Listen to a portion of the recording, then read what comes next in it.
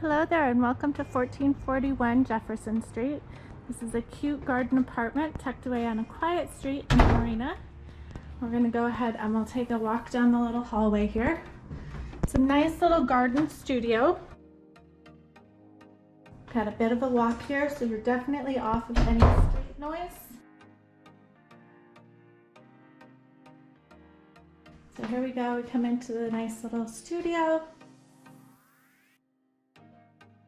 Living room area here. Nice amount of light. It's a little bit dark because you are on the bottom floor, but you still have a space for a desk. There's a lot of closet space, which is really, really nice. Room for a king size bed. We've got a really, really nice bathroom, shower and tub combination. And right behind the door here is the washer dryer, which is fantastic. And then we'll go ahead and step on back. Take another little look around the room. Beautiful hardwood floors in here as well.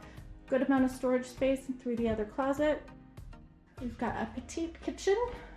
Everything that you need though. And still a fair amount of storage space here, which is really nice. And then the best feature, my favorite feature, is this lovely, amazing garden. Trees are just starting to come into bloom here.